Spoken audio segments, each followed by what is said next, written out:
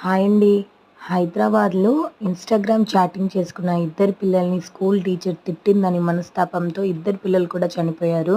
So, నేనిక్కడ story మొత్తం చెప్తాను. విన్న తర్వాత ఎవరిది తప్పనేది మీరే చెప్పండి. సో, హైదరాబాద్‌లోని మియాపూర్‌లో సెయింట్ ప్యాట్రిక్ స్కూల్‌లో 10థ్ క్లాస్ చదివే హన్సిక, ఇంకా రిజ్వాన్ ఇద్దరైతే ఉన్నారనమాట. 10థ్ క్లాస్ చదువుతున్నారు. వాళ్ళిద్దరు సేమ్ క్లాస్ అనమాట. ఇన్‌స్టాగ్రామ్‌లో ఇద్దరు కూడా చాట్ చేసుకునేవాళ్ళు. అది గమనించిన ఒక టీచర్ ఏం చేసిందంటే, సో, వెళ్ళి ప్రిన్సిపల్‌కి అయితే చెప్పారనమాట. ప్రిన్సిపల్ వాళ్ళిద్దరిని పిలిచేసి బాగా అయితే తిట్టారు.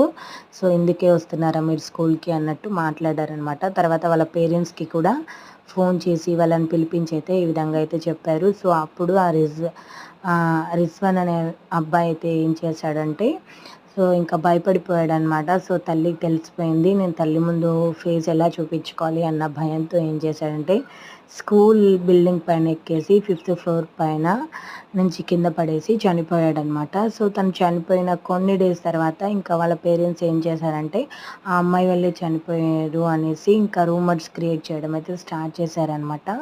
సో, అప్పుడు మళ్ళీ ఆ అమ్మాయి స్కూల్‌కెళ్ళినప్పుడు ప్రిన్సిపల్ ఆ అమ్మాయినైతే స్కూల్‌కి రావద్దు అనైతే స్ట్రిక్ట్‌గా చెప్తున్నాడు.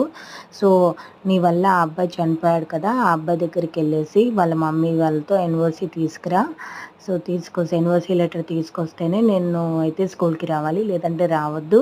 సో, నీ వల్లే ఆ అబ్బాయి చనిపోయాడు అనేసి ఆ అమ్మాయినైతే బాగా తిట్టారనమాట. సో, ఆ అమ్మాయి వాళ్ళ డ్యాడీని తీసుకెళ్ళి వాళ్ళ పేరెంట్స్ దగ్గరికైతే వెళ్ళింది. ఆ అబ్బాయి చనిపోయాడు కదా! సో, వాళ్ళ పేరెంట్స్ దగ్గరికైతే వెళ్ళిందనమాట. సో, ఆ అమ్మాయిని చూసి ఆ పేరెంట్స్ అయితే చాలా కోపం అయితే వచ్చేసింది. ఎందుకంటే ఆల్రెడీ తమ కొడుకు చనిపోయాడు కాబట్టి, సో, ఆ అమ్మాయి వల్లే చనిపోయాడని వీళ్ళు కూడా ఫీల్ అవుతున్నారు. సో, కోపంతో ఆ అమ్మాయిని కూడా తిట్టేశారనమాట. మా అబ్బాయి చనిపోయాడు, నువ్వు కూడా చనిపో. సో, ఇంకెందుకు బతికే ఉన్నావు? నీ చదువు నీ వల్ల కాదు. సో, నువ్వెళ్ళి చనిపో. మా అబ్బాయి చనిపోయాడు కదా! నువ్వు ఇంకా చనిపోకుండా ఏం చేస్తావు అని అనేసరికి ఆ అమ్మాయి మనస్తాపంతోటి సో, ఇంకా ఇంటి దగ్గరకొచ్చేసి ఇంట్లో ఫిఫ్త్ ఫిఫ్త్ స్టేర్ నుంచి అయితే పడి చనిపోయిందనమాట.